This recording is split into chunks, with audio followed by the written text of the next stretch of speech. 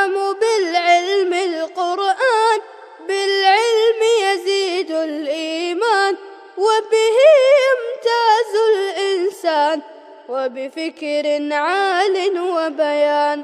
تنزل بالعلم الرحمات، بالعلم تنال الجنات، وبه ترتفع الدرجات، وتضاعف فيه الحسنات. العلماء يخشون الله إذ عرفوا آيات الله. قال الإمام البيضاوي رحمه الله تعالى: والعبادة أقصى غاية الخضوع والتذلل، ومنه طريق معبد أي مذلل، وثوب ذو عبدة إذا كان في غاية الصفاقة، ولذلك لا تستعمل إلا في الخضوع لله تعالى. عبادت کے سلسلے میں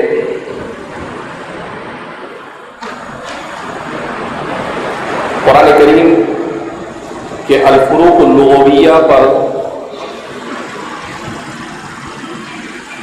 ایک کتاب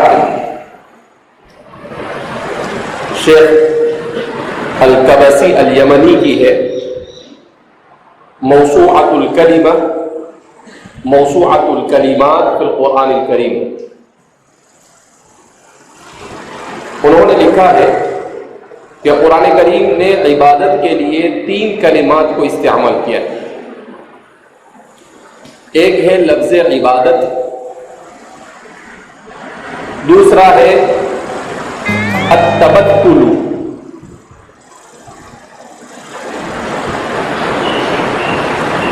التبتل،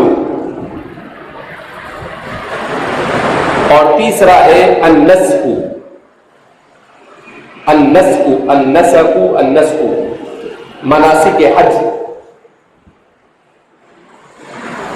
تینوں کے درمیان انہوں نے فرق بیان کیا ہے کہ عبادت ایک جامع لفظ ہے جو انفرادی، اجتماعی، ظاہری، باطنی، ہر طرح کی عبادت کو شامل ہے. چاہے وہ تنہائی میں کی جائے، چاہے چھپ کر کی جائے، چاہے ظاہر میں کی جائے، چاہے اکیلا انسان کرے، چاہے بہت سارے لوگ مل کر کریں، چاہے مالی ہو چاہے بدنی ہو. اور التبتل کے معنی ہے عبادت کے لیے گوشہ نشین ہو جانا.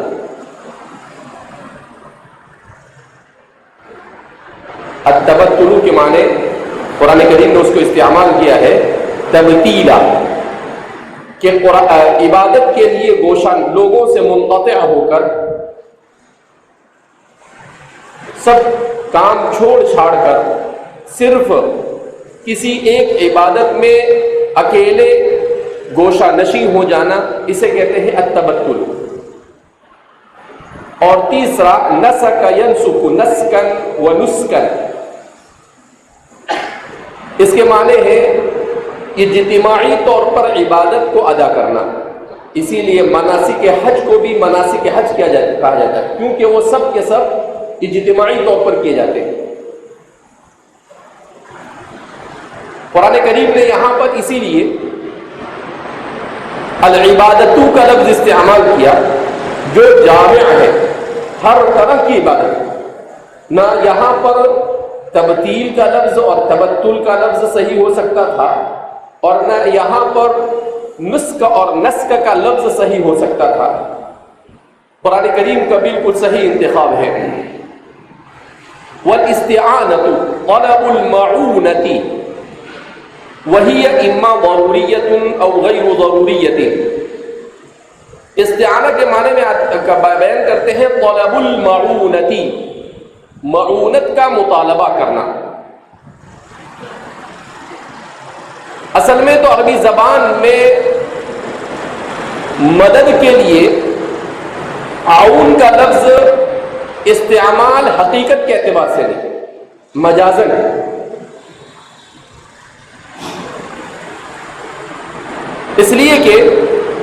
عربی زبان میں مدد کے لیے جو کلمات استعمال کیے جاتے ہیں اس میں ایک آتا ہے النصر، جس کے معنی آتے ہیں کسی مضبوط کی مدد سے کسی مضبوط کی مدد حاصل کرنا،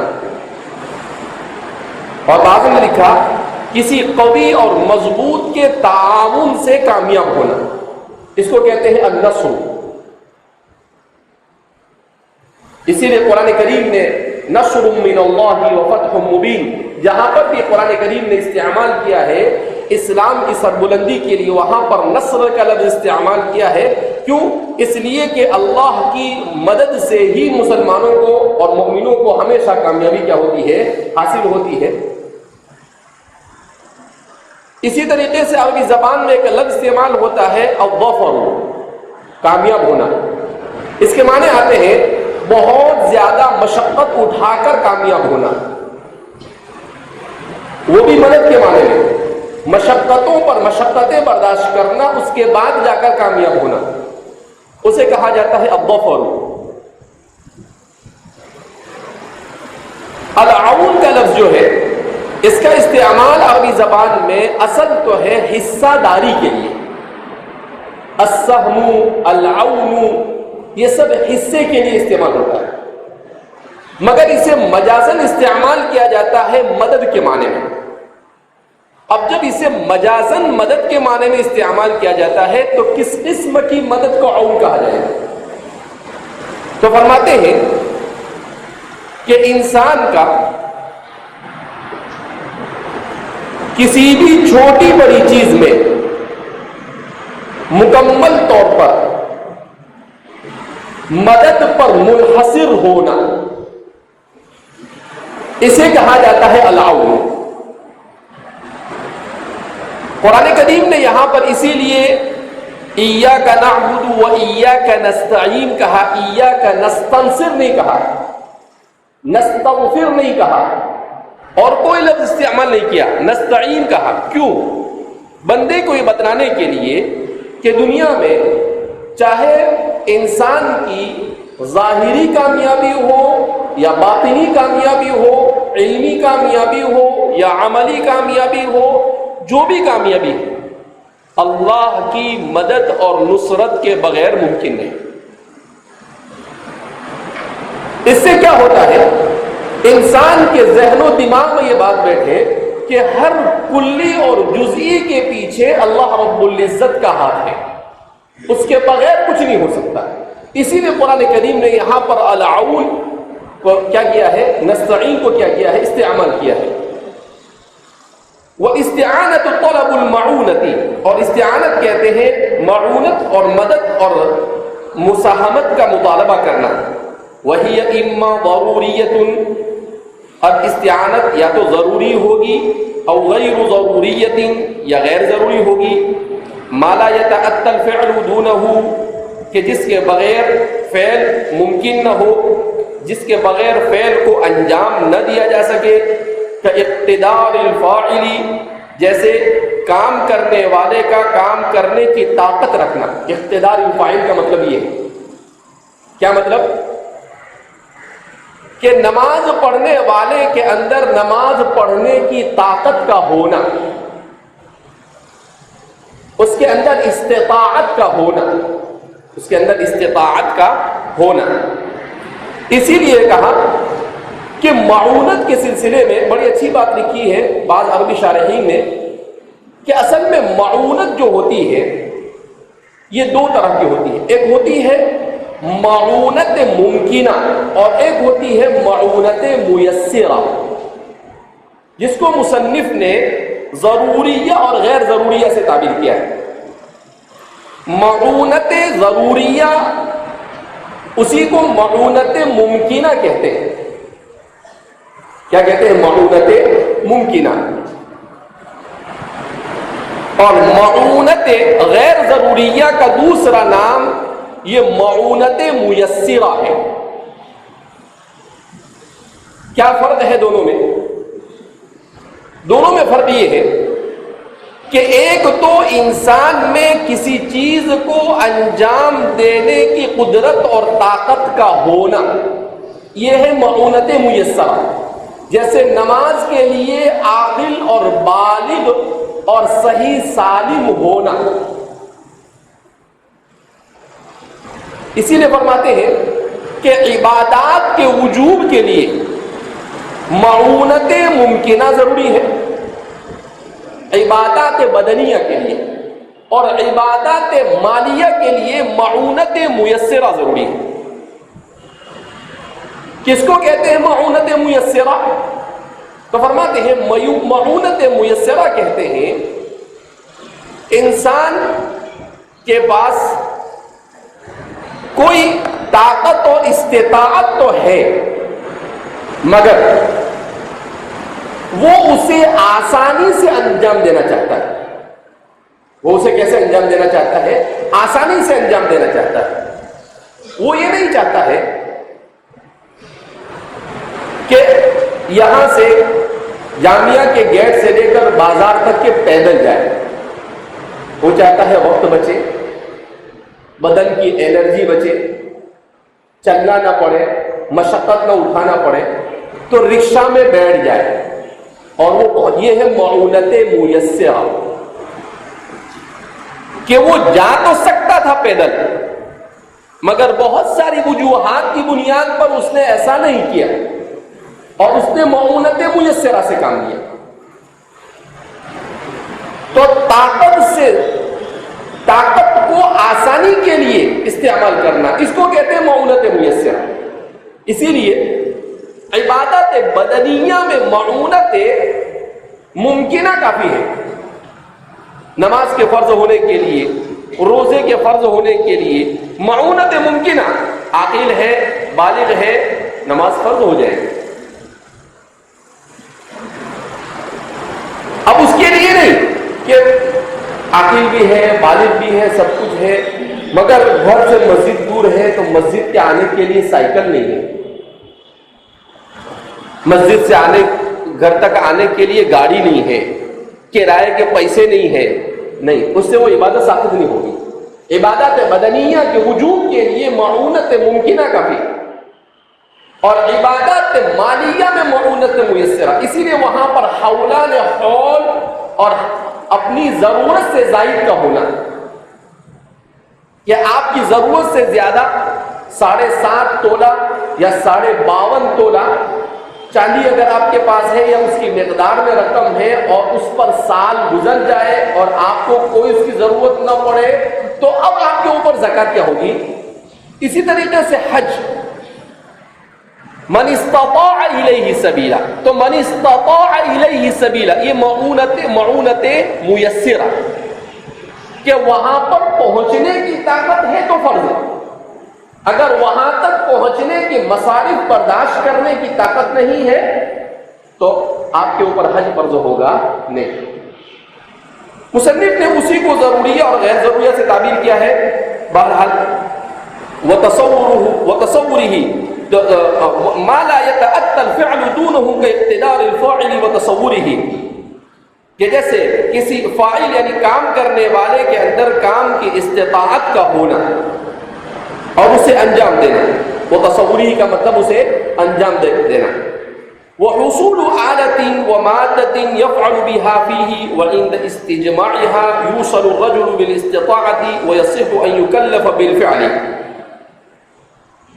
وحصول آلة ومادة يفعل بها فيه، اور اس کے پاس کسی آلے یا مادے کا پایا جانا جس کے ذریعے سے وہ اسے انجام دے سکے.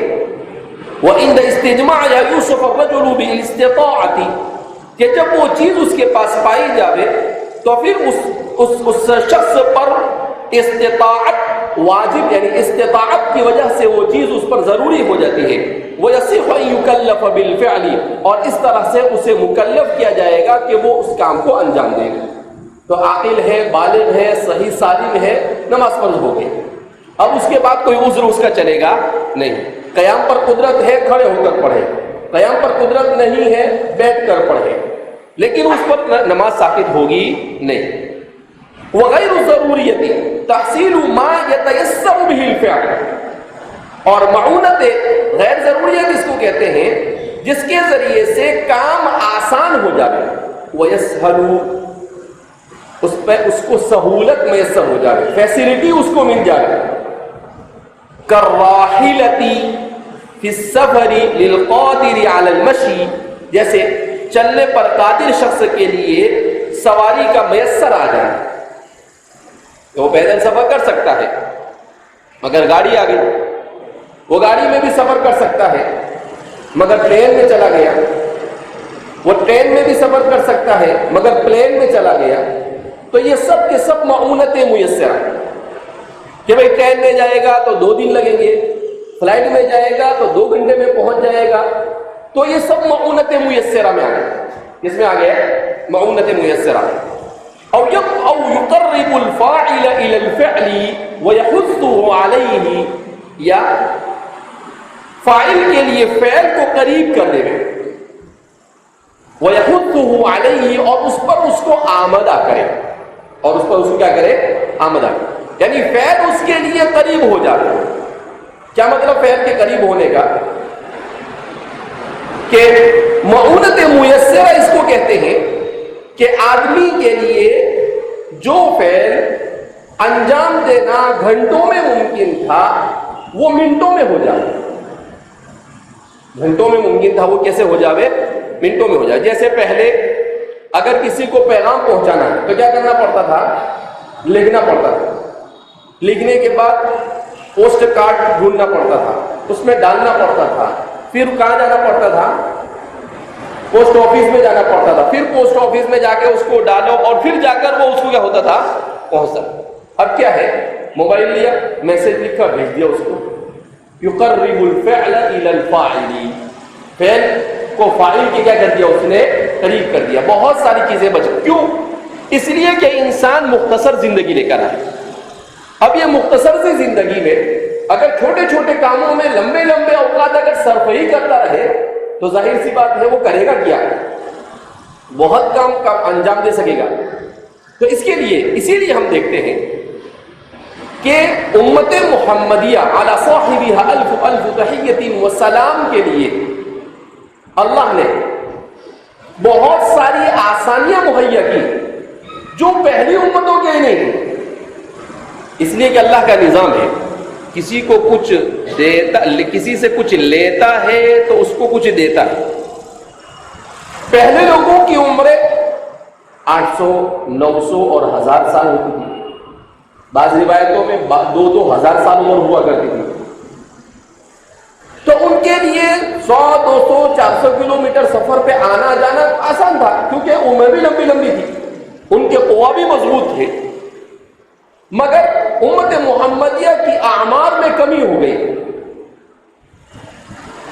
اگر وہ 700 سال کے تھے، ہم 7 سال کے ہو گئے، اس کا مطلب کیا ہوا؟ 90% کم ہو گئے. کتنے کم ہو گئے؟ تو ظاہر سی بات ہے کہ اتنی ساری کمی آئی ہے تو اللہ رب العزت نے ویسے وسائل کی بہتات کر دی. اس کے لیے ویسے وسائل کی کیا کر دی؟ بہتات کر دی. اتنے وسائل اس کو میسر آ گئے کہ جو چیزیں وہ لوگ سالوں میں کرتے تھے انہی کاموں کو یہ منٹوں میں کرنا، سالوں کے کاموں کو.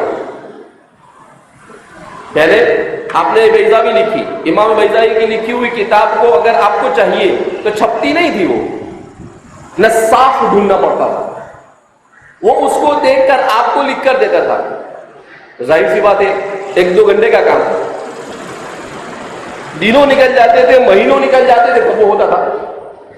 کیونکہ نساخ جب لکھے گا تو وہ اچھے خط میں لکھے گا تو دن میں 10-20 صفحے لکھ سکتا ہے، 25 صفحے لکھ سکتا ہے، اس سے زیادہ تو لکھ نہیں سکتا.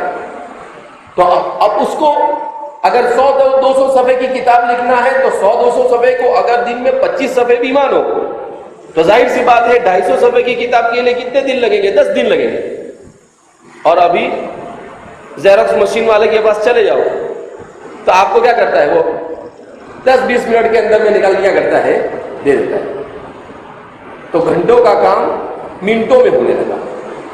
تو یہ اللہ نے ہم سے عمر کم لے لی، ہماری عمر کو کم کر دیا، مگر ہمارے لیے وسائل کی بہتات کر دی. اب ہمارے پاس عذر نہیں، اب ہمارے پاس حضور ہم ایسا نہیں کہہ سکتے ہم کو تو بہت شارٹ ٹائم ملا، ہم کیسے ان تک پہنچ سکتے ہیں؟ نہیں، اللہ فرمائیں گے اللہ نے تو اس امت پر دو فضل کی، ایک تو وسائل مادیہ کی بہتات ہوئی امت پر، اور دوسرا اس امت کے لیے نیکیوں کا جو اجر ہے اس میں اضافہ ہو گیا، نیکیوں کا جو اجر ہے اس میں کیا کر دیا؟ اضافہ کر دیا۔ ایک فرض نماز پڑھو جماعت کے ساتھ، اکیلے پڑھو تو 1 نماز کا ثواب، اور جماعت کے ساتھ پڑھو تو 70 نماز کا ثواب۔ جماعت کے ساتھ پڑھنے میں کتنا ہو گیا؟ یعنی کتنا اس کے اوپر سے انسان کو کتنا فائدہ ہوا؟ 70% اس کو بڑھا کے دیا۔ دنیا کو کوئی بزنس مین دے سکتا نہیں۔ یہی نماز حرم میں جا کر پڑھو تو 1 لاکھ کا ثواب۔ کتنی نماز کا ثواب؟ ایک فرض پڑھنے کو 1 لاکھ فرض نماز کا۔ مدینہ میں جا کر پڑھو تو 50,000 کا ثواب۔ بیت المقدس میں جا کر پڑھو تو 25,000 کا ثواب۔ رمضان المبارک کے اندر میں عبادت کرو تو وہاں پر بھی سیر لگ جاتا ہے۔ تو یہ اجر میں اضافہ۔ لیلۃ القدر ہاتھ لگ گئی اور اس میں عبادت کر دیا تو کام ہی بن گیا۔ ایک رات عبادت کرو اور کم سے کم 1000 شہر، یعنی تقریباً 83 سال بنتے ہیں۔ کتنے سال بنتے ہیں؟ تو ایک رات عبادت کرنے، ایک رات میں بھی اس میں بھی افطاری کرے گا، پھر کھانا کھائے گا، اس کے بعد بھی اگر وہ عبادت کرے گا تو ایک رات میں بھی مشکل سے آدھی رات بھی نہیں ہوگی۔ تراویح عشاء سب کو نکالنے کے بعد اگر عبادت کرے، نفل عبادت، تو مشکل سے کتنا ہوگا؟ 3-4 گھنٹے نکلیں گے۔ اگر اتنا کر لیا تو کتنا ثواب ملتا ہے؟ 80 سال سے زیادہ کا ثواب۔ اب زندگی بھر میں اگر 10-20 کسی کو لیلۃ القدر مل گئی تو سیدھا وہ 800 سال والے کو پکڑ لیا اس نے۔ 80 کو 10 مرتبہ ضرب دو تو کتنے ہو گئے؟ 800۔ 20 مرتبہ دیو تو 1600، اور اگر 30 مرتبہ مل گئی تو کتنے ہو گئے؟ 2400۔ سب سے آگے نکل گئے۔ اسی لیے اللہ کے رسول صلی اللہ علیہ وسلم فرماتے تھے کہ اس امت کے پاس وقت کم ہے۔ حضور نے اس کو کتنے اچھے انداز میں سمجھایا کہ ایک آدمی ہے جو صبح سورج نکلنے کے بعد سے لے کر کام کرتا رہتا ہے کہاں تک کہ سورج کے طلوع ہونے، غروب زوال ہونے تک، اور ایک آدمی ہے جو کام کرتا رہتا ہے زوال سے لے کر کے کل شیء، ایک ظل یا 2 ظل کے برابر تک، اور ایک آدمی ہے جو عصر سے لے کر مغرب تک ہے، تینوں کو اجر ایک جیسا۔ تو یہ لاسٹ والے کون ہیں؟ ہم ہیں۔ عصر سے لے کر مغرب تک کام کریں گے اور ثواب کتنا لیں گے؟ جتنا ان لوگوں نے لیا پورا دن کام کرنے کے بعد۔ تو یہ آپ صلی اللہ علیہ وسلم اسی کو سمجھانا چاہتے ہیں کہ اللہ نے اس امت کو شارٹ پیریڈ دیا، مختصر وقت دیا، اور اس کے لیے شارٹ کٹ راستے بھی بتا دیے۔ اس کے لیے ارے آدمی کہیں بھی جانے کے لیے کیا کرتا ہے؟ شارٹ کٹ راستہ ڈھونڈتا ہے نا، کہ بھائی نندوربار جانا ہے تو کہا ادھر تلودا سے جاؤ تو لمبا پڑتا ہے، اور ادھر بیٹ میں سے جاؤ، بیلدہ سے جاؤ تو کیا ہوتا ہے؟ قریب پڑتا ہے۔ ادھر سے 55 کلومیٹر اور ادھر سے 45 کلومیٹر، تو آدمی کدھر سے جائے گا؟ 45 والا اختیار کرے گا، پہنچے گا نندوربار، ٹائم بھی کم، پیٹرول بھی کم، وقت بھی بچے گا۔ تو ایسے ہی اللہ رب العزت نے اس امت کے لیے نیکیوں کے اتنے سارے راستے نکال دیے۔ اللہ کے رسول صلی اللہ علیہ وسلم نے فرمایا کہ اگر کوئی آدمی رمضان مبارک کے 30 روزے رکھے اور اس کے بعد 6 روزے رکھے تو پورے سال روزے کا ثواب۔ شوال میں پورے شوال کے مہینے کے ختم تک کتنے روزے رکھ لے گئے؟ 6 روزے رکھ لے گئے، تو 30 اور 6 36 دن پر پورے سال میں دن ہوتے ہیں 360، تو 360 کو 10 سے ضرب دو تو ایک کو 10 کے اوپر ضرب دیا تو 36 روزے رکھے۔ اس کا مطلب یہ ہے کہ 360 دن روزے رکھے۔ تو ایسا بولیں گے 1 پر 9 فری، کیا بولیں گے اس کو؟ لیکن اس کے بعد بھی کوئی کرتا ہے، کیوں؟ رمضان کے رکھے تو غنیمت ہے، رمضان کے بھی نہیں رکھتے۔ اچھے لوگ طلبہ بھی نہیں رکھتے، بہت سارے بڑے، حالانکہ وہ فرض عین ہے، آپ نہیں چھوڑ سکتے اس کو، کچھ لوگ کیا بولتے ہیں, وہ میرے سے بھوکا نہیں رہا جاتا, اتنا ماریں گے فرشتہ کے تیری سب بھوک نکال دیں گے. عجیب عجیب لوگ ہوتے ہیں. کچھ لوگ گٹکے کے عادی ہوتے ہیں, وہ گٹکے کے بغیر نہیں چلتا, گٹکا نے گھٹکا بھی نکال دے گا فرشتہ. کچھ لوگ بولے بیڑی کے بغیر نہیں چلتا, کیوں؟ بولے اوپر سے پیو نہیں تو نیچے اترتا ہی نہیں. اشارے کی نائب میں سمجھا کیجیے. عجیب عجیب انسان ہوتے ہیں دنیا کے اندر میں. انسان کیوں اپنے آپ کو ایسی عادتوں کا عادی بنائے کہ جس کی وجہ سے فرائض بھی چھوٹے اور کسی کے سامنے بولنے کو بھی شرم آئے, اشارے کنائے میں بات کرنی پڑے. تو اس لیے انسان کو اللہ رب العزت نے اس امت کو کہ بھائی شارٹ کٹ میں تم جنت میں جاؤ گے, لیکن تو ہی نہ چاہے تو بہانے ہزار. بہرحال وهذا القسم لا يتوقف عليه صحة التکلیف, اور اس قسم پر یعنی آخری قسم پر غیر ضروریہ پر تکلیف کی صحت موقوف نہیں ہے, مکلف ہونے کی صحت موقوف نہیں ہے. کیا مطلب؟ جیسا کہ میں نے کہا کہ عبادات بدنیہ کے وجوب کے لیے اسباب میسرہ کا ہونا ضروری نہیں ہے کہ گاڑی نہیں تھی, سائیکل نہیں تھی, اس لیے میں مسجد تک نہیں پہنچ سکا. نہیں, آپ صلی اللہ علیہ وسلم کی خدمت میں نابینا آئے اور انہوں نے رخصت طلب کی. حضور نے کہہ دیا اور پھر اس کے بعد کہا کہ اچھا آپ مسجد تک آ سکتے ہو؟ کہا آ سکتا ہوں. کہا تب تو جب اذان سنو تو مسجد میں آنا آپ کے لیے کیا ہے؟ ضروری. نابینا کو بھی آپ نے رخصت نہیں دی. کس کو نے رخصت دیا؟ نابینا. تو اس لیے اسی کو وہاں تک قسم لا يتوقف علیہ صحت التکلیف, اس پر مکلف ہونے کی صحت یہ موقوف نہیں ہے. والمراد طلب المعونۃ فی المہمات کلھا. اب سوال پیدا ہوتا ہے یہاں پر کیا مراد ہے؟ تو کہا کہ ضروریہ میں اللہ سے مدد طلب کرنا. کیا مطلب؟ کہ اللہ رب العزت سے مدد طلب کرنا توفیق عبادت کے لیے. مفسرین نے لکھا ہے مہمہ میں سب سے مہم کیا ہے؟ اللہم وفقنی. کہا اس معونت سے معونت توفیقیہ مراد ہے, جس کی طرف مصنف اشارہ کر رہے ہیں. کیوں؟ القلوب بین اصبعی الرحمن یقلبها کیف یشاء. توفیق دینے والا بھی کون ہے؟ اللہ. حضرت شعیب علیہ السلام نے کیا کہا؟ وما توفیقی الا باللہ. اللہ کے سوا کوئی توفیق نہیں دے سکتا.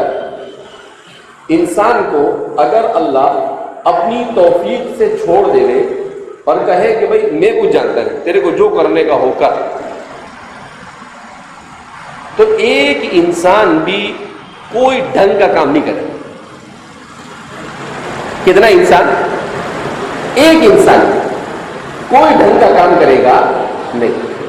اسی لیے کہا ایاک نستعین, کہ ہم قدم قدم پر تجھ ہی سے مدد مانگتے ہیں. اس کا صحیح ترجمہ, اس کے العون کو اگر تحقیق کے بعد ہم پہنچے تو اس کا صحیح ترجمہ یہ ہونا چاہیے قدم قدم پر تجھ ہی سے مدد مانگتے ہیں. لحظہ لحظہ تجھ ہی سے مدد کے طالب ہے. ہر لمحہ تجھ ہی سے مدد مانگتے ہیں. او فی اداء العبادات, یا عبادات کو ادا کرنے میں, یا کہ توفیق میں یا عبادات کے ادا کرنے میں. دونوں صورتیں اس میں کیا ہوتی ہے؟ یعنی بعض مفسرین فرماتے ہیں کہ توفیق کی اللہ سے دعا کرنا, اس سے مراد ایاک نستعین سے, اور بعض کہتے ہیں کہ توفیق کے ساتھ ساتھ میں عبادت کو مکمل اس کے مقبولیت کے شرائط کے ساتھ ادا ہو, اس کی مدد طلب کرنا. کہ بھئی نماز تو پڑھوں لیکن خانہ پوری والی نہیں, بلکہ ایسی نماز ہو جو نماز مقبولیت اور شرف قبولیت حاصل کر سکے. تو بات مفسرین فرماتے ادائی عبادات کہ ایسی عبادت اے اللہ تو مجھ سے کروا، ایاک نعبد سے اللہ کی وحدانیت اور اس کی عبادت کو اس کے ساتھ خاص کر دیا کہ تیری ہی عبادت کرتے ہیں، اور ایاک نستعین سے تیری عبادت کرتے ہیں تیری طرف سے ملنے والی توفیق کی مدد سے، تیری عبادت کرتے ہیں تیری طرف سے ملنے والی توفیق کی مدد سے۔ اسی لیے میں کہتا ہوں کہ واقعتاً اس سورت کو ام القرآن کہا جانا صحیح ہے، اس سورت کو ام الشریعہ کہنا بھی صحیح ہے، اس سورت کو خلاصۃ القرآن کہنا بھی صحیح ہے۔ آپ دیکھ رہے سب کچھ آ جاتا ہے۔ تو فرما رہے ہیں کہ عبادات کی ادائیگی کے لیے کہ بندہ عبادت بھی کرے، اسی لیے حدیث پاک میں آتا ہے کہ نبی کریم صلی اللہ علیہ وسلم نے ارشاد فرمایا، سیدنا حضرت ابو ہریرہ رضی اللہ تعالیٰ عنہ کی روایت ہے کہ بعض لوگ نمازیں پڑھیں گے 70 سنہ تک، کتنے سال تک؟ وَضُرِبَتْ صَلَاتُهُمْ عَلَىٰ وُجُوهِهِمْ، اور ان کی نمازیں ان کے منہ پر مار دی جائیں گی قیامت کے دن۔ 70 سال میں ایک بھی نماز قبول نہیں ہو۔ کتنی؟ ایک نماز۔ صحابہ نے پوچھا ایسا کیسے؟ کہا لا یتم رکوعها ولا سجودها، نہ رکوع صحیح کیا ہوگا نہ سجدہ صحیح کیا، اسے مکمل نہیں کیا ہوگا۔ اس کی دو تفسیریں کی شارحین نے۔ کیا مطلب اس کا؟ کہ بعض نے تو صحیح کیا ہوگا مگر دکھاوے کی نیت کر لی ہوگی، ریاکاری کی نیت کی ہوگی، تو وہ صحیح سنت کے مطابق کرنے کے بعد بھی مقبول نہیں۔ کیوں؟ اس لیے کہ ریاکاری یہ شرک خفی ہے، شرک اصغر ہے، اور بعض وہ ہوں گے جنہوں نے رکوع سجدے ہی نہیں کیے ہوں گے صحیح، ایسے ہی کنقرۃ الغراب کما شاع فی عصرنا ھذا، جیسا کہ ہمارے زمانے میں یہ سب چیزیں کیا ہو چکی ہیں، عام اور ہو چکی ہے کہ سب لوگ ایسے ہی نماز پڑھتے ہیں۔ اگر کوئی آہستہ نماز پڑھے تو تھک جاتے ہیں، اور کوئی جلدی نماز پڑھے گئی ہاں اس کو ہی بولتے ہی امام صاحب، 4 منٹ میں 4.5 منٹ 5 منٹ میں نماز ختم، اور کسی نے لمبا پڑھا ہے، اتنی لمبی نماز پڑھا۔ ارے بھائی اللہ کے رسول صلی اللہ علیہ وسلم کی نماز کیا تھی؟ جتنی دیر آپ قیام کرتے تھے اتنی ہی دیر کا رکوع ہوتا تھا، اتنی ہی دیر کا قومہ ہوتا تھا، اتنی ہی دیر کا سجدہ ہوتا تھا، اتنی ہی دیر کا جلسہ ہوتا تھا۔ تو اگر مان لیا جائے آپ صلی اللہ علیہ وسلم نے 1.5 منٹ یا 2 منٹ میں تو اعظم میں سورت کے ساتھ سورہ فاتحہ کو پڑھا، اب 2 منٹ بھی اگر ہم پکڑتے ہیں، اطمینان سے حضور تو پڑھتے تھے نماز، تو 2 منٹ کو ضرب دو آپ، جتنی دیر میں آج ہمارے آہستہ پڑھنے والے نماز پڑھتے ہیں اتنی دیر میں حضور کی 1 رکعت ہوتی ہوگی۔ حضور کی کتنی رکعت ہوتی ہوگی؟ کیونکہ ہم آہستہ بھی پڑھے تو 10 منٹ 12 منٹ میں نماز ہو جاتی ہے۔ اب آپ اگر دیکھیں 2 منٹ، اسی 2 منٹ کو آپ رکوع میں لو 4 ہوئی، پھر قومے میں 6 ہوئی، پھر سجدے میں 8 ہوئی، پھر جلسے میں 10 ہوئی، پھر دوسرے میں 12 ہو گئی، 1 رکعت میں ہو 10-12 منٹ کی کون سی رکعت ہوئی؟ 1 رکعت۔ تو آپ صلی اللہ علیہ کیوں؟ سوال پیدا ہو کہ اتنا آہستہ وری ہوتا ہے دنیا میں؟ ارے دنیا میں آیا اس لیے، دنیا میں آیا کیوں؟ وما خلقت الجن والانس، عبادت کے لیے آیا، دنیا میں کھانے پینے کے لیے نہیں آیا، سونے کے لیے اور گھومنے اور پھرنے کے لیے اللہ نے نہیں پیدا کیا۔ اور اللہ کی مخلوق پڑی تھی، ہاتھی کو ایک دن میں زیادہ نہیں صرف 50 کلو کھانا چاہیے، اگر اللہ کو کھلانا ہی مقصود تھا تو ہاتھی پیدا کر دیا تھا، تو ایسا نہیں، اللہ نے بندے کو، لیکن ہمارے یہاں پر الٹا ہو گیا۔ ہونا یہ چاہیے کہ وقت کا زیادہ حصہ عبادت میں صرف ہو، تو ہماری زندگی کا اگر حساب لگایا جاوے تو ہمارا سب سے کم حصہ اگر کہیں پر جاتا ہے تو وہ کس میں جاتا ہے؟ عبادت۔ پھر وہ مسجد میں بھی فرض بھی زبردستی پڑھتے، پھر فرض کے بعد سنت بھی پڑھنے، بولے اے کھڑا ہو جا سنت پڑھ، تو سنت پڑھیں گے، پھر کہ پیچھے نہیں تو پیچھے ہی ہے. ارے بھائی اللہ کے لیے پڑھنا, ہمارے لیے کہاں ہی پڑھتا ہے. اور کتنے تو ماشاءاللہ اتنے بھاری ہوتے ہیں, ماشاءاللہ کیا بولا جائے, لا حول ولا قوت الا باللہ, کہ پہلے سجدے میں سوتے ہیں تو امام جب سلام پھیرتا ہے اس کے بعد وہ سلام پھیرنے والا بولتا ہے بھیا سلام ہو گیا, تب بھی کیا ہوتا ہے, ہو گیا نا بس. بہرحال اللہ صحیح توفیق سے نوازے ہم سب کو. والضمير المستكن في الفعلين للقارئ ومن معه من الحفظة وحاضر صلاة الجماعة أو له ولسائر الموحدين أدرج عبادته في تضاعيف عباداتهم وخلط حاجته بحاجتهم لعلها تقبل ببركتها ويجاب إليها. ولهذا شرعت الجماعة وقدم المفعول للتعظيم والاهتمام به والدلالة على الحصر. ولذلك قال ابن عباس رضي الله عنهما معناه نعبدك ولا نعبد غيرك.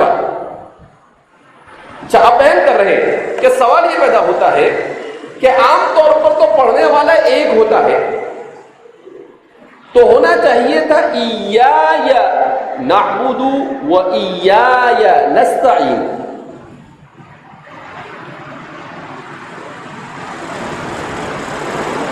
ایاک اعبد و ایاک استعین ہونا چاہیے, لیکن یہاں ایاک نعبد. سوال پیدا ہوتا ہے ایاک نعبد کیوں اعبد کے بجائے؟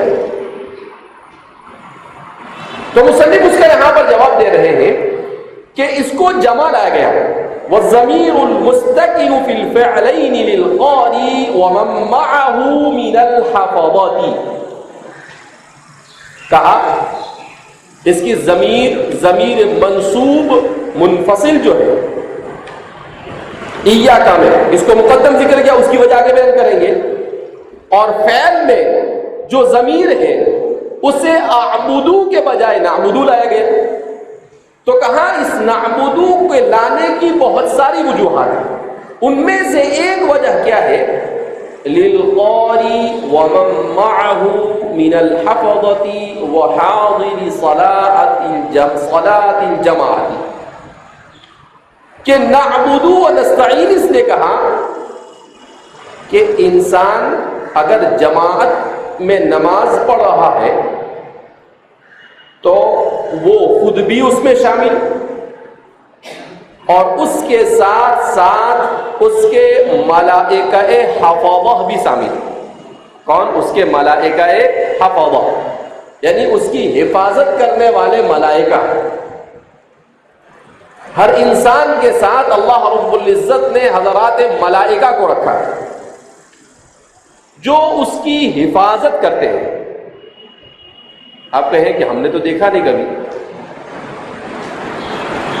دیکھ لیا ہوتا تو زندہ ہی نہیں رہتا.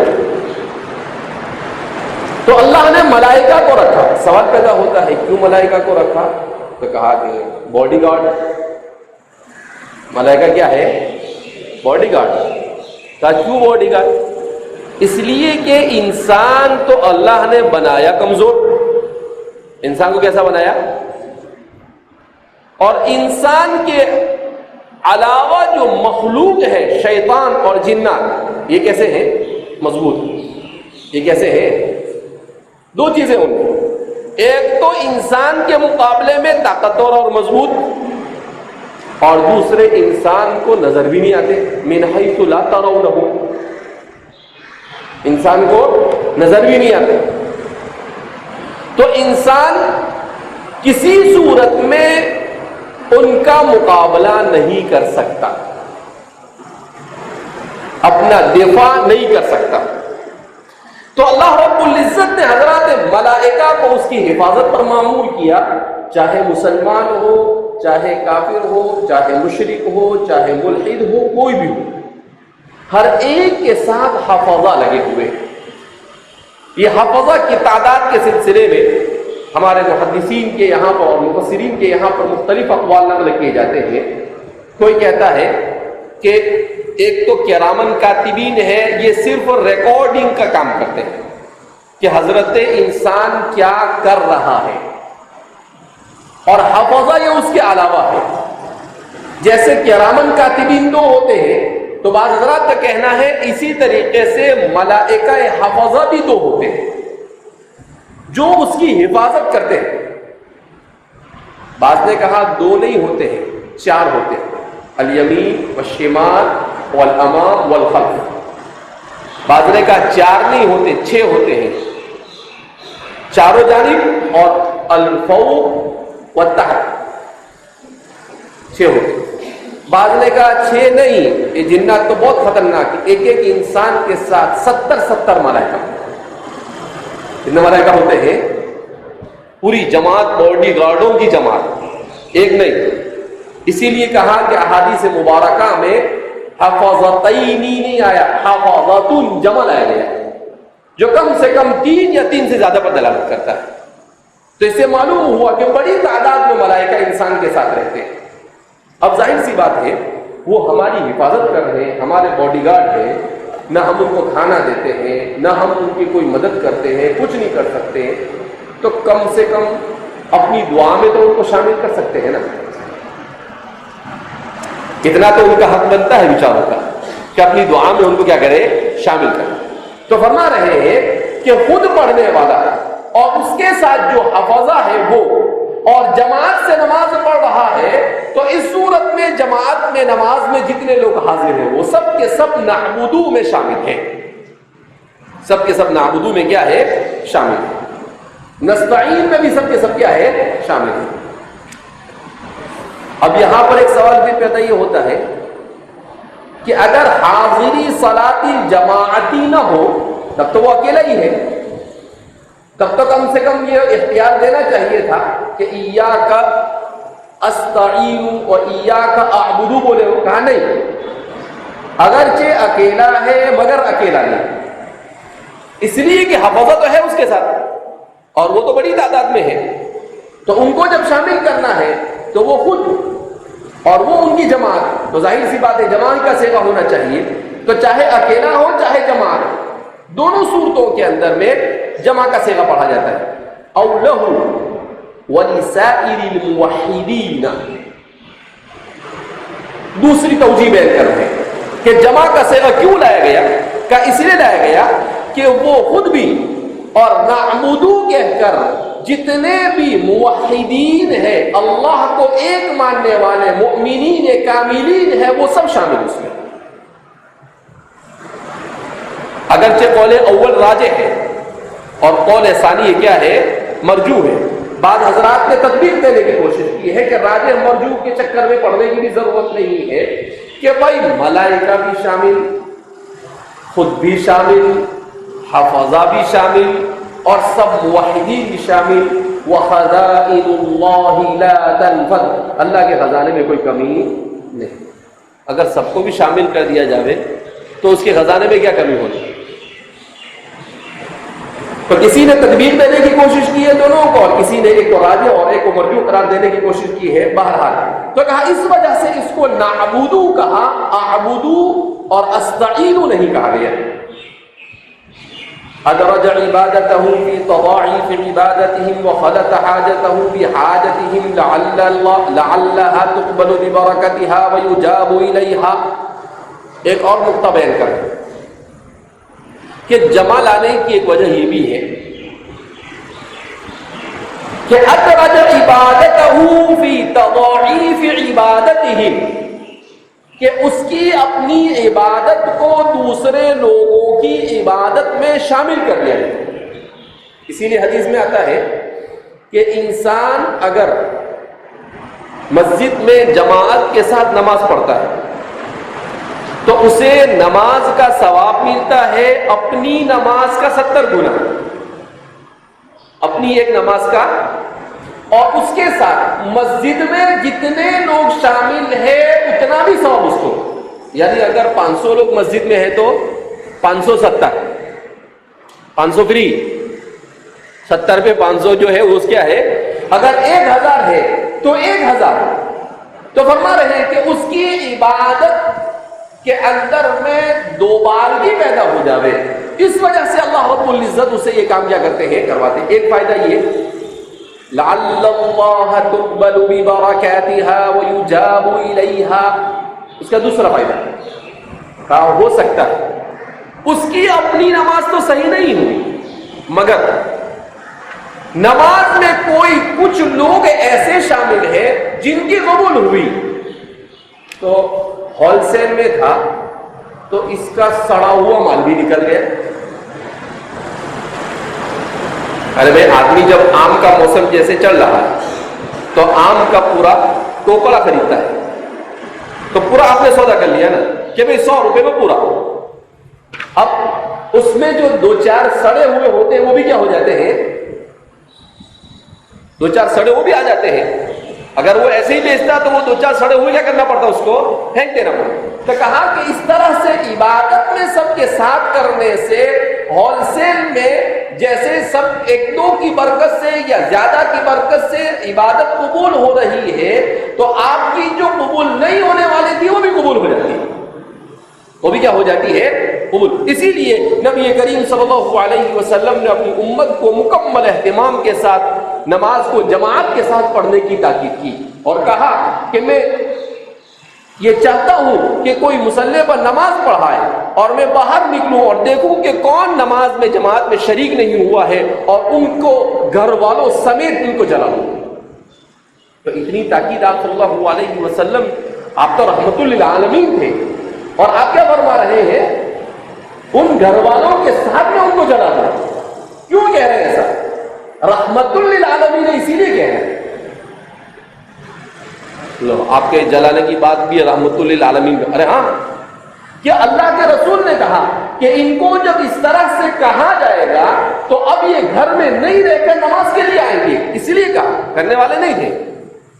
آپ صلی اللہ علیہ وسلم نے ایسا کیوں کہا کہ ہو سکتا ہے کسی پر یہی بات اثر کر جاوے کہ دیکھو اللہ کے رسول صلی اللہ علیہ وسلم جیسا رحمت للعالمین بھی اتنی تکلیف ہو رہی ہے کہ گھر سمیت اس کو جلانے کی بات کر رہے ہیں، تو چلو کچھ نہیں تو ہمارے رسول کو تکلیف نہیں پہنچے، اسی لیے مسجد میں کیا ہو جاوے، پہنچ جاوے۔ کہا یہ سوچ کر بھی مسجد میں عقل مند ہے تو، اور اگر بند ہے تو بند ہے، والعقل مند لا علاج لہ، اس کا تو کوئی علاج ہے ہی نہیں سوائے فی نار جہنم کے، اللہ حفاظت فرمائے۔ وَلِهَذَا شُرِعَتِ الْجَمَاعَةُ، اسی لیے جماعت کو مشروع قرار دیا گیا، اسی لیے جماعت کو قرار دیا گیا مشروع کا، اسی لیے جماعت کو اللہ رب العزت نے مشروع قرار دیا تاکہ اللہ رحمت خدا بہانہ نہیں جوئے۔ اللہ چاہتا ہی یہ ہے کہ بندوں کو کیا کرے، معاف کرے۔ ما يفعل الله بعذابكم ان شكرتم وآمنتم وكان الله شاكرا عليما۔ اللہ کہتا ہے کہ بھئی یار تو میرا بندہ ہے، میں نے تجھے بنایا، تیرے لیے اتنی بڑی کائنات بنائی، تیرے لیے سب کو مسخر کر دیا، میں تجھے عذاب دوں گا تو مجھے کیا ملے گا؟ تو پھر کہے کہ ایسا ہے تو پھر تو سب کو جنت میں بھیج دینا چاہیے۔ اگر ایسے ہی سب کو جنت میں بھیج دے تو دنیا میں ایک بھی سدھر کے رہتے ہیں۔ اسی لیے حضرت تھانوی رحمۃ اللہ علیہ فرماتے ہیں کہ شیطان انسان کو بہکاتا ہے، تو کبھی کیا کہتا ہے، ارے نماز نہیں بھی پڑھے گا چلے، بولے کیوں؟ اللہ تو 70 ماہ سے زیادہ رحم کرنے والا، معاف کر دے گا نا۔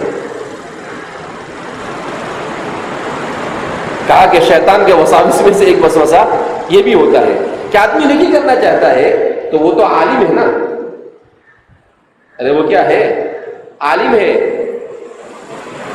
شیطان عالم نہیں ہے، عالم ہے، وہ کہاں سے ہے وہ نہیں معلوم، لیکن ہے عالم،